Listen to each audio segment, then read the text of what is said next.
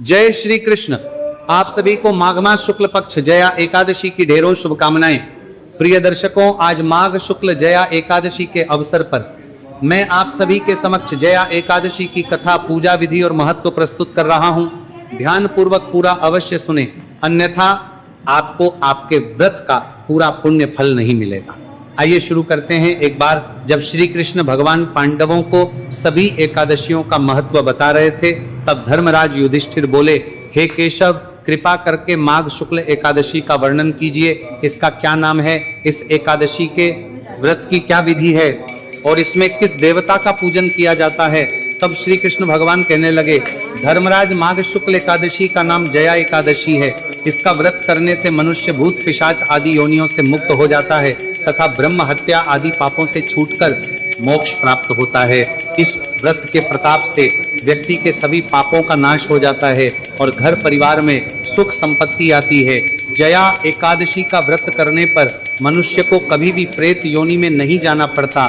जो लोग जया एकादशी का व्रत नहीं कर पाते, वह भी अगर आज के दिन विष्णु भगवान की पूजा करके जया एकादशी की कथा को सुने और विष्णु जी के नामों का मन ही पाठ करें और जरूरतमंदों की सहायता करें, तो वह भी पुण्य की प्राप्ति कर सकते हैं। अब मैं आपको जया एकादशी के महात्म्य की कथा सुनाता हूँ, ध्यान पूर्वक सुनिए। एक समय देवराज इंद्र और सभी देवगण स्वर्ग लोक में सुखपूर्वक रह रहे थे। इंद्रदेव अपनी इच्छा के अनुसार नंदन वन में अप्सराओं के साथ विहार कर रहे थे और गंधर्व गायन रहे थे। उन गंधर्वों में प्रसिद्ध पुष्पदंत्र और उनकी कन्या पुष्पवती वहां पर उपस्थित थे। उसी उत्सव में एक और प्रसिद्ध गंधर्व चित्रसीन तथा उसकी स्त्री मालिनी भी उपस्थित थे। साथ ही मालिनी का पुत्र पुष्पवान और उसका पुत्र माल्यवान भी वहां पर मौजूद थे। इस उत्सव में सभी देवगण, जाने माने संत और दिव्य पुरुष सभी पधारे हुए थे।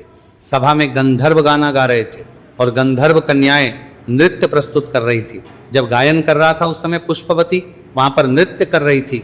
इसी बीच जैसे ही पुष्पवती की नजर पर पड़ी, वह उस पर मोहित हो गई। वह सभा की मर्यादा को भूलकर ऐसा नृत्य करने लगी जिससे उसकी ओर आकर्षित हो जाए। दूसरी ओर भी पुष्पवती को देखकर सुध बुद्ध खो बैठा था और अपनी गायन की मर्यादा से भटक गया, जिससे सुर तथा ताल उनका साथ छोड़ गए। दोनों ही अपनी धुन में एक दूसरे को अपनी भावनाएं बता रहे थे। सभा की मर्यादा को भंग होता देखकर इंद्रदेव उनके प्रेम को समझ गए और उन्हें क्रोध आ गया। उन्होंने इसे अपना अपमान समझा। उन्होंने गुस्से में कहा, हे मूर्खों, तुमने सभा की मर्यादा को भंग करके मेरी आज्ञा का उल्लंघन किया है, तुम्हें धिक्कार है। अब तुम दोनों मृत्यु लोक में जाकर पिशाच रूप धारण करो और अपने द्वारा किए गए कर्मों का फल भोगो। इंद्रदेव का श्राप सुनकर वह दोनों बहुत दुखी और हिमालय पर्वत पर जाकर पिशाच योनि में दुख पूर्वक अपना जीवन व्यतीत करने लगे।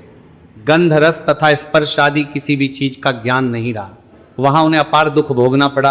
हिमालय पर्वत पर अत्यधिक सर्दी होने के कारण उनके रोंगटे हमेशा खड़े रहते थे और दांत बजते रहते थे। उन्हें एक क्षण के लिए भी नींद नहीं आती थी। एक दिन पिशाच ने अपनी पत्नी से कहा, पिछले जन्म में हमने कौन से ऐसे पाप किए थे जिससे हमें दुखदायी पिशाच योनि प्राप्त हुई है। ऐसे जीवन से तो नरक के दुख सहना बहुत उत्तम है। अब हमें किसी प्रकार का कोई पाप नहीं करना चाहिए। इस प्रकार सोच विचार करते हुए वह दोनों अपने दिन व्यतीत कर रहे थे देवयोग से। तभी माघ मास में शुक्ल पक्ष की जया एकादशी आई। उस दिन उन दोनों ने सब प्रकार के आहार त्याग दिए, किसी जीव की नहीं की। यहाँ तक कि खाने के लिए फल तक नहीं काटे। अपने दुखों से दुखी होकर वो दोनों एक पीपल के पेड़ के पास बैठे रहे। उस समय सूर्य भगवान अस्त हो रहे थे। उस रात को इतनी ठंड थी कि वो दोनों सर्दी के मारे मृतक के समान आपस में चिपक कर पड़े रहे। उस रात उन्हें नींद भी नहीं आई। हे राजन, जया एकादशी के उपवास और रात्रि जागरण के बाद अगले दिन द्वादशी को प्रभात होते ही दोनों की पिशाच योनि छूट गई और उन दोनों ने अत्यंत सुंदर गंधर्व और अप्सरा की देह को धारण किया और सुंदर आभूषणों से अलंकृत होकर स्वर्ग लोक की ओर प्रस्थान किया। बोलो विष्णु भगवान की जय। उस समय आकाश में देवता उनकी स्तुति करने लगे, उन पर फूलों की वर्षा करने लगे। स्वर्गलोक में जाकर इन दोनों ने देवराज इंद्र को प्रणाम किया। इंद्रदेव दोनों को उनके वास्तविक रूप में देखकर हैरान हो गए और पूछने लगे, तुमने पिशाच योनि से छुटकारा कैसे पाया? तुम मेरे श्राप को प्राप्त हो चुके थे, फिर किस देवता ने तुम्हें छुटकारा दिलाया है? तब माल्यवान ने कहा, हे देवेंद्र भगवान, विष्णु की कृपा और जया एकादशी व्रत के प्रभाव से हमें से मुक्ति मिली है। तब माल्यवान ने कहा, इंद्रदेव बोले, माल्यवान, भगवान श्री हरि की कृपा और एकादशी का व्रत करने से न केवल तुम्हारी छूटी है बल्कि तुम हम सबके वंदनीय हो गए हो। क्योंकि विष्णु भगवान और शिव शंकर के भक्त हम सबके वंदनीय हैं। आप दोनों धन्य हैं। अब आप पुष्पवती के साथ जाकर वंदनीय हो गए हो।